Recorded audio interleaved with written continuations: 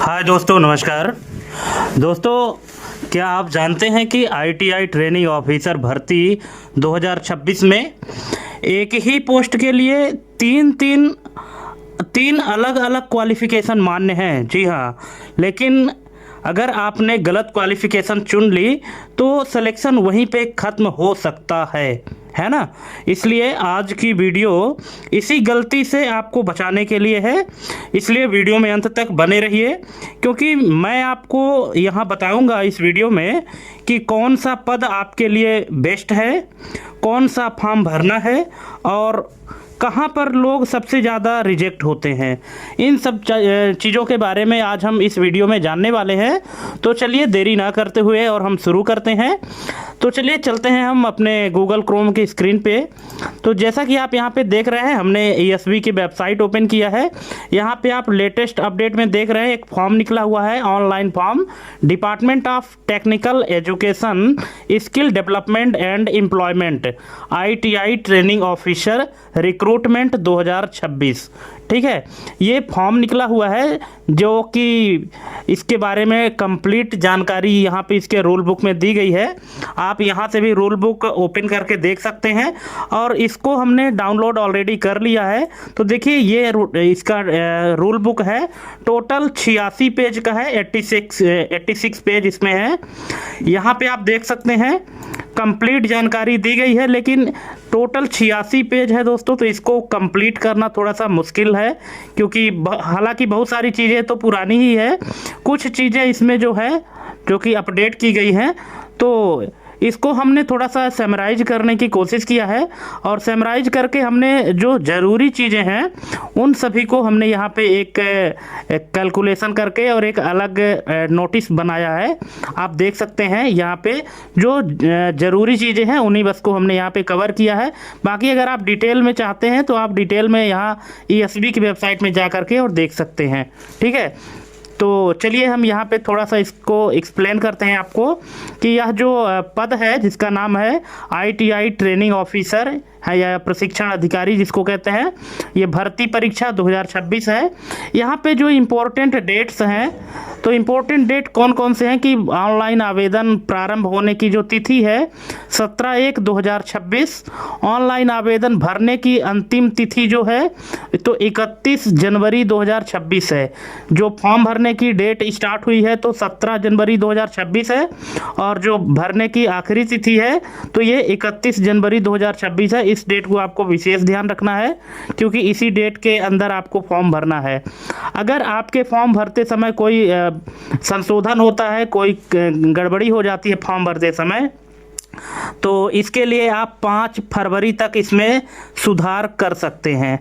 और परीक्षा प्रारंभ होने की जो संभावित तिथि है वो 27 फरवरी 2026 डिक्लेयर किया गया है। अभी हो सकता है कि ये डेट आगे पीछे भी हो जाए, या कि ये भी हो सकता है कि इसी डेट से परीक्षा शुरू हो जाए, है ना। तो अभी आपको इसी डेट को लेकर चलना है। अब आते हैं यहाँ पे जो एप्लीकेशन फ़ीस की बात है, तो जो जनरल कैटेगरी के अभ्यर्थी होंगे उनके लिए 500 रुपये फीस है, और जो ST SC OBC EWS दिव्यांग उनके लिए 250 रुपये है। और दिव्यांग में केवल MP के मूल निवासियों के लिए, यानी जो दिव्यांग लोग हैं तो जो सिर्फ मध्य प्रदेश के मूल निवासी होंगे उन्हीं बस के लिए 250 रुपये है। ठीक है, 250 रुपये। अगर दूसरे स्टेट के हैं तो उनके लिए फिर 250 नहीं, उनके लिए फिर 500 रुपये वो जनरल कैटेगरी वाली फ़ीस लगेगी। ठीक है, सीधी भर्ती ये जो बैकलॉग के लिए है इनके लिए कोई शुल्क नहीं है। और यहाँ पे एक चीज़ है कि आप चाहे जिस भी कैटेगरी के हों, पोर्टल चार्ज आपको देना पड़ेगा जो कि 60 रुपये है अतिरिक्त के रूप में। ये तो आपको पता ही होगा, आप हर बार अगर फॉर्म भरते होंगे तो चाहे किसी का भी भरते हो उसमें पोर्टल चार्ज जुड़ता ही है। ठीक है, तो इस तरह से ये आपका 250 रुपये और 60 रुपये ये प्लस करके चलना है आपको। तो जो जनरल कैटेगरी का 560 हो जाएगा और इसका हो जाएगा 310 रुपये। ठीक है, अगर एज लिमिट की बात करें, आयु सीमा क्या है, तो इसमें जो आयु की जो गणना होगी, जो आपकी एज कैलकुलेशन होगी वो 1 जनवरी 2027 के आधार पर की जाएगी। न्यूनतम जो आयु है वो 18 वर्ष है, कम से कम 18 वर्ष पूरे होने चाहिए, और अधिकतम आयु 40 वर्ष है। ठीक है। यहाँ अनारक्षित श्रेणी के लिए है, मतलब जनरल कैटेगरी के लिए अधिकतम जो आयु है वो 40 वर्ष है। अधिकतम आयु जो ST SC OBC महिला और शासकीय कर्मचारी हैं इनके लिए अधिकतम 45 वर्ष यानी 45 ईयर्स किया है, जिसमें 5 वर्ष की छूट भी दिया है। ठीक है। अब यहाँ पे अगर वेतनमान की हम बात करें तो वेतनमान दोस्तों यहाँ पे बहुत ही अच्छा है। देखिए 32,800 रुपये से स्टार्ट होके और 1,03,600 रुपये तक यहाँ पे वेतनमान बताया गया है, जो कि 7वां वेतनमान है। ठीक है।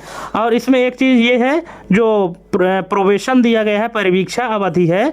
परिवीक्षा अवधि इनकी 3 वर्ष की होगी, जिसमें वेतन क्रमशः 70%, 80% और 90% स्टाइपेंड के रूप में मिलेगा। यानी अगर आपकी ज्वाइनिंग होती है तो आपको डायरेक्ट इतना वेतन नहीं मिलेगा। पहले वर्ष जो है तो आपको 70% मिलेगा, दूसरे वर्ष आपको 80% मिलेगा और तीसरे वर्ष आपको 90% मिलेगा स्टाइपेंड के रूप में। ठीक है। अब यहाँ पे पदों का जो विवरण है तो ये शॉर्ट में हम यहाँ पे देख लेते हैं। तो ये आप देख सकते हैं कि मुख्य ट्रेड और उनके पदों की जो संख्या है नीचे दी गई है। तो ये पोस्ट कोड यहाँ से 9 से 10 जो है इलेक्ट्रीशियन 227 पद, और पोस्ट कोड 13-14 में फिटर का है जो कि 136 है। 11 से 12 में है कंप्यूटर ऑपरेटर का, जिसका जो कोपा कहते हैं ITI में। ठीक है। उसके लिए है टोटल 132 पद। और ये जो है इंजीनियरिंग ड्राइंग मैथ के लिए है, ये 147 पद है। और वेल्डर के लिए 82 पद हैं। और मैकेनिक डीजल के लिए है ये 58 पद हैं। और इसी प्रकार आगे चल के ये जो इलेक्ट्रॉनिक्स मैकेनिक के लिए है ये है 38 पद। ठीक है। अन्य ट्रेड और कुल योग मिलाकर के यहाँ पर ये टोटल है 1120 पद। ठीक है। अब यहाँ पे जो कैटेगरी वाइज हमने बताया है कि किस कैटेगरी के लिए कौन से डिपार्टमेंट में कितनी वैकेंसी है, तो यहाँ पे आप देख सकते हैं। जो इलेक्ट्रीशियन की है तो जनरल कैटेगरी के लिए 61 पद हैं, EWS के लिए 22, SC के लिए 36, ST के लिए 46 और OBC के लिए 62। इस तरह से टोटल मिलाकर के 227 हो रहा है। अब यहाँ पे अगर शैक्षणिक योग्यता की बात की जाए तो सबसे पहले तो यहाँ पे बोला गया 10वीं प्लस संबंधित ट्रेड में ITI, मतलब 10वीं पास होना चाहिए। और जो अगर इलेक्ट्रीशियन के लिए है तो इलेक्ट्रीशियन से आपका ITI होना चाहिए, जो कि NCVT या SCVT से संबद्धता हो, अथवा संबंधित इंजीनियरिंग में डिग्री या डिप्लोमा भी अगर हो आपके पास तो भी काम हो जाएगा। अगर आपके पास BE या BTech है इलेक्ट्रीशियन से तो भी आप फॉर्म अप्लाई कर सकते हैं। ठीक है। देख रहे हैं यहाँ पे जो क्वालिफिकेशन बता रहा है। और जो वेतनमान है वही है 32,800 से 1,03,600 रुपये। दूसरा है यहाँ पे दोस्तों फिटर के लिए है, जो जनरल कैटेगरी के लिए 37 यानी 37 पोस्ट है। EWS के लिए 13, SC के लिए 22 और ST के लिए 27 और OBC के लिए है 37। इस तरह से टोटल यहाँ पे मिला के 136 पद हो रहे हैं। इसमें क्वालिफिकेशन वही मांगा है। देखिए 10वीं प्लस फिटर ट्रेड, ये फिटर ट्रेड में ITI, मतलब 10th तो सभी में कंपलसरी ही किया है।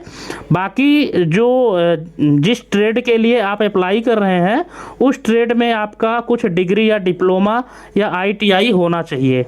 ठीक है। तो फिटर के लिए यहाँ पे मांगा है। ठीक है। फिटर ट्रेड में अगर आपका ITI है और 10th है तो आप फॉर्म भर सकते हैं। अथवा और यदि ये नहीं है तो मैकेनिकल इंजीनियरिंग में अगर आपके पास फिटर ट्रेड में ITI नहीं है तो आपके पास अगर मैकेनिकल इंजीनियरिंग में डिग्री या डिप्लोमा है तो भी आप भर सकते हैं। ठीक है। इसी तरह से दोस्तों कंप्यूटर ऑपरेटर के लिए भी है। जनरल कैटेगरी के लिए 36 पद हैं, EWS के लिए 12, SC के लिए 21, ST के लिए 26 और OBC के लिए 37। टोटल 132 पद यहाँ पे दिखाया गया है। ये यहाँ पे फिर से वही जो क्वालिफिकेशन मांगा है 10th तो आप समझ लीजिए सभी में कंपलसरी ही है। इसके बाद 10th प्लस कोपा अगर आपके पास कोपा का सर्टिफिकेट है आईटीआई में तो आप भर सकते हैं। और अगर आपके पास कोपा नहीं है, अगर आपके पास बीसीए है, एमसीए है, डीसीए है, पीजीडीसीए है, ठीक है, इसमें डिग्री या डिप्लोमा है, सीएसआईटी कुछ भी है तो चल जाएगा, ठीक है, तो भी आप फॉर्म भर सकते हैं। दोस्तों वैकेंसी बहुत ही अच्छी है। आप देख रहे हैं कि एक ही पोस्ट के लिए कितने सारे यहाँ पे फ्लेक्सिबिलिटी दिया गया है शैक्षणिक योग्यता को लेकर के। तो अगर इनमें से कोई भी अगर आपके पास है तो आप फॉर्म भर सकते हैं। सैलरी भी बहुत अच्छी है यहाँ पे, और थोड़ा सा आपको मेहनत ज़रूर करना पड़ेगा। यहाँ पे देख सकते हैं आप अपने क्वालिफ़िकेशन के हिसाब से जो भी आप में फिट बैठता हो आप उसके हिसाब से फॉर्म भर सकते हैं। क्योंकि हालांकि देने के लिए इसमें भी इसके नोटिफिकेशन में सारी चीज़ों को यहाँ पे एक्सप्लेन किया गया है, ठीक है, लेकिन ये क्या है कि थोड़ा सा लेंदी है। हमने यहाँ पे आपको जो ज़रूरी चीज़ें हैं उसी बस को यहाँ पे हमने एक्सप्लेन किया है। बाकी जो कॉमन चीज़ें हैं जो सभी फॉर्म में होता है वो तो होता ही है, ठीक है।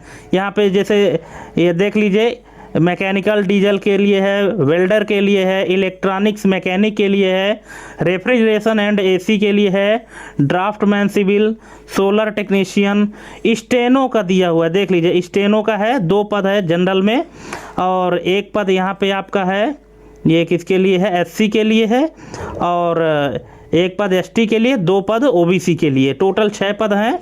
यहाँ पे जो क्वालिफिकेशन मांगा है तो स्नातक मांगा है। स्नातक में आपका किसी से भी हो सकता है, ये ज़रूरी नहीं है। प्लस में मांगा है स्नातक प्लस आशुलिपि shorthand 100 word per minute, मतलब 100 शब्द प्रति मिनट आशुलिपि होनी चाहिए, plus CPCT score card, plus computer diploma, इसमें ये चीज़ें मांगा है। सैलरी देखिए बहुत अच्छी है यहाँ पे, 32,800 से 1,14,800 रुपये। ये देखिए इसमें सबसे ज़्यादा सैलरी यहाँ पे बताया गया है, ठीक है। यहाँ पे सोशल स्टडी एम्प्लॉयबिलिटी स्किल के लिए है, जिसमें बीबीए और एमबीए मैनेजमेंट, स्नातक अथवा समाजशास्त्र अर्थशास्त्र में स्नातक प्लस कंप्यूटर ज्ञान, ठीक है, इसके लिए भी अच्छी खासी सैलरी यहाँ पे दिया गया है।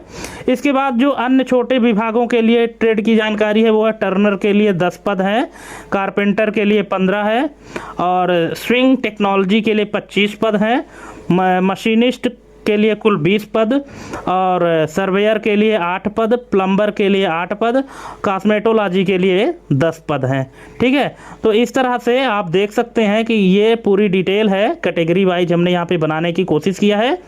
अगर आपको इससे संबंधित कोई और जानकारी चाहिए तो आप कमेंट करके पूछ सकते हैं, और लास्ट डेट का ज़रूर ध्यान रखना है कि उसके पहले आपका फॉर्म भर जाना चाहिए अगर आप एलिजिबल हैं तो, और क्योंकि लास्ट डेट में सर्वर भी डाउन हो जाता है तो प्रॉब्लम हो जाती है, इसलिए आप लास्ट डेट का इंतज़ार ना करें।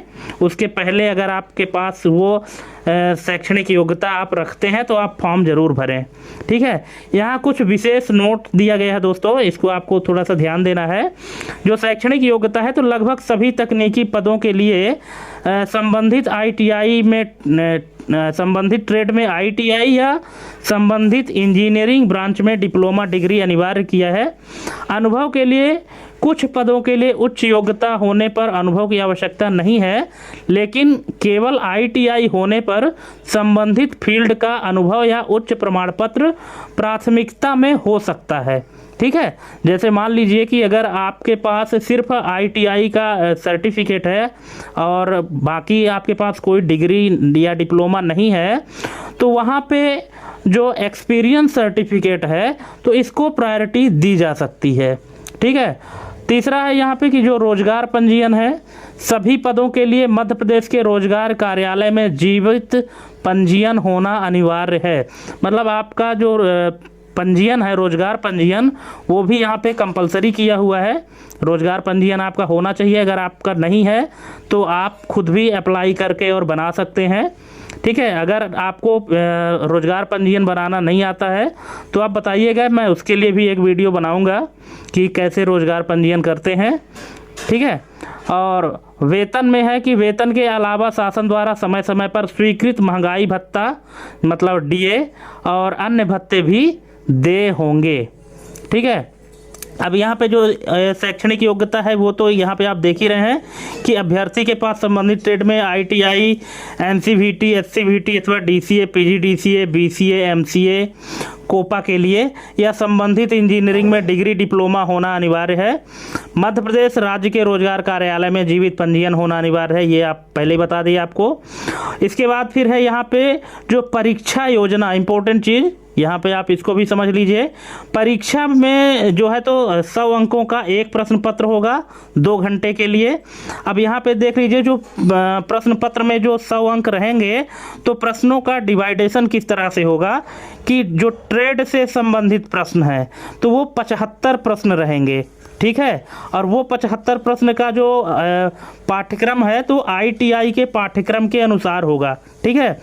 ट्रेड से संबंधित का मतलब है कि जैसे आप मान लीजिए इलेक्ट्रीशियन का फॉर्म भरते हैं तो इलेक्ट्रीशियन से संबंधित 75 प्रश्न होंगे जो कि ITI के पाठ्यक्रम के अनुसार होंगे, और बाकी के जो 25 प्रश्न हैं वो सामान्य ज्ञान के प्रश्न होंगे, जिसमें आपका विज्ञान है, गणित है, सामान्य ज्ञान है, तार्किक ज्ञान है, बेसिक कंप्यूटर है, इन सब से रिलेटेड 25 क्वेश्चन आएंगे। लेकिन जो 75 क्वेश्चन रहेंगे वो आपके संबंधित पाठ्यक्रम से होंगे, ठीक है। और संबंधित पाठ्यक्रम क्या है, जैसे यहाँ पे देख लीजिए कि जैसे वेल्डर है, ड्राइंग है, कंप्यूटर ऑपरेटर है, फिटर है, इलेक्ट्रीशियन है, इन सब से संबंधित डिग्री से संबंधित जो है तो 75 प्रश्न आपको देखने को मिलेंगे, ठीक है। परीक्षा शहर की बात करें दोस्तों तो यहाँ पे जो भोपाल, इंदौर, जबलपुर, ग्वालियर, उज्जैन, रतलाम, सागर, सतना, खंडवा, रीवा, नीमच, सीधी और अनूपपुर, तो इस तरह से टोटल 13 शहर में परीक्षा आयोजित होंगी। आप अपने नियरेस्ट सेंटर के आधार पर प्रायोरिटी के हिसाब से आप सेंटर चूज कर सकते हैं। हालांकि वो तो फिर ESB डिसाइड करता है कि किसको कहाँ सेंटर देना है, ठीक है। लेकिन आप फॉर्म भरते समय अपनी सुविधा के हिसाब से और परीक्षा शहर का चुनाव कर सकते हैं। हाँ, ज़रूरी जो दस्तावेज है, इंपॉर्टेंट डॉक्यूमेंट्स हैं कि क्या क्या आपको चाहिए, तो आधार कार्ड अनिवार्य किया हुआ है, ये देख लीजिए।